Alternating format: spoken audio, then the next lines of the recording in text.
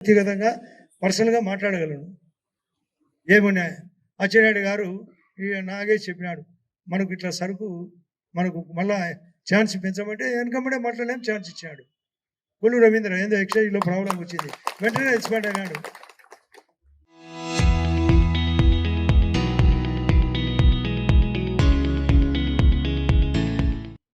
అంటే ఏమైనా సీనియారిటీ నాకు ఉంది, మంత్రులతో మాట్లాడే గుణం ఉంది. కలెక్టర్ గారు పర్సనల్గా రోజుకు 4 సార్లు మాట్లాడుతున్నాం, ఎస్పీ గారితో మాట్లాడుతున్నాం. లా అండ్ ఆర్డర్ ఎక్కడన్నా ప్రాబ్లం ఉందా, మన దాంట్లో గలాట్లు జరిగితే మేము పాజిటివ్గా మన కార్యకర్తలు కాపాడుతున్నామా లేదా? మళ్ళీ చెప్తాడా, రామ్ సుబ్బారెడ్డి అతి ఎక్కువైతే ఇంకా జరిగేది చెప్పుదే బలపడేది గ్యారంటీ. అది అతని గ్యారంటీ అయితే జరగదు.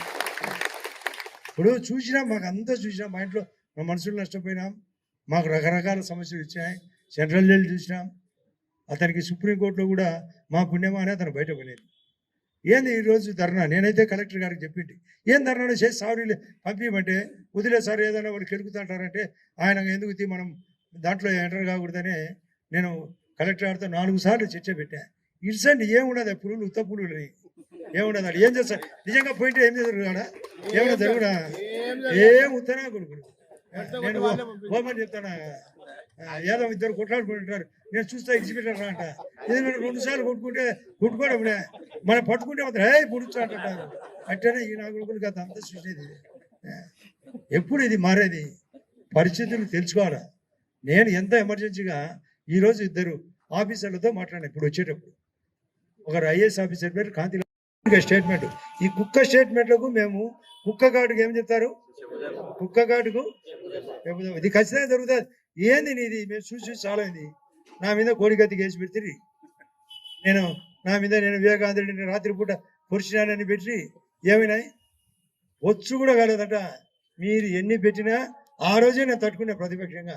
ఇప్పుడు 3 ఏళ్ళు ఉంది, మీకు సూపర్ సినిమా సూక్తం జగన్కు, ఈ వైఎస్ఆర్ పార్టీకి ఖచ్చితంగా జరుగుతుంది.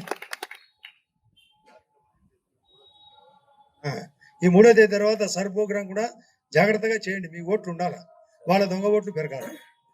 సర్ అనేది స్పెషల్ ఇన్సెంటివ్ రీజన్, అంటే మన ఓట్లను కాపాడడానికి. వెస్ట్ బెంగాల్లో కూడా దొంగ ఓట్లు పెరుగుతానే పడిపోయింది మమతా బెనర్జీ. ఇక్కడ కూడా వాళ్ళ దొంగ ఓట్లు గతంలో మన స్టేట్మెంట్ ఇచ్చినాడు. దొంగ ఓట్లు ఎన్ని ఉన్నాయో ఆ చీనుకు తెలుసు, ఉప్పలపాటి చీనుకు. 5,900 ఓట్లు ఉల్లకుంటలో పెట్టుకొని ఆ రోజు. ఈరోజు ఎన్ని ఉన్నాయి? 5,050 ఉన్నాయి. ఏడు వినాయి చేసినాం దొంగ పని. పక్కనే బోర్తిప్పిన పాడు 3,500. ఈ పొద్దు 1000 కూడా లేవు. అంటే ఊరికే దొంగ ఓట్లు పెట్టుకొని దొంగ పని చేసుకుంటూ ఏ పని చేయకుండా మీ గుల్లకుంటను దరిద్రంగా పెట్టి. 2వ దరిద్రం ఊరు ఏదంటే నిజి. ఫస్ట్ ఈ నియోజకవర్గంలో మొదటి దరిద్రం ఊరు గుల్లకుంట, 2వ దరిద్రం మీ ఏ పనులైనా ఆ 2 ఊర్ల కంటే బాగాలేకుంటే మేము రాజకీయాలు సాధించుకుంటాం. మీరు చెప్పాలి హృదయపూర్వకంగా, మాకు బాగుండాయని. బాగాలేదు ఏంది ఊరికే జేఎస్డబ్ల్యూ ఫ్యాక్టరీ కాబట్టి కడతామా లేదా? ఎప్పటిలోగా 28 డిసెంబర్కే, ఇంకా 4 నెలలు ముందే. 2వది ఈ సిమెంట్ ఫ్యాక్టరీలు కూడా కండిషన్, రాబోయే 5 ఫ్యాక్టరీలు కూడా 2029 పోలింగ్ కంటే ముందే కట్టి తీరాల్సిందే. పెన్షన్లు మిస్ అయినాయి, అవి కట్టిస్తాం.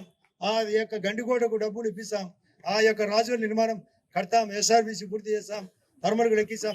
ఈ ఏ పని చేయకుండా నేను ఓటాడుగా నేను రాజకీయం నేను కంటెస్టే చేయను. నేను కూడా జగన్ నేను ఇంతకుముందు కూడా ట్రై చేసిన ఎంపీ కానీ మా వారికి ఇడిచిపెట్టాలని.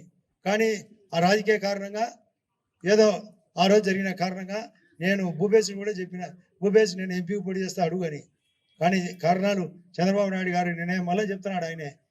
నాదే పొరపాటు, నేను ఇవ్వకపోవడం నీకు తప్పు అంటున్నాడు.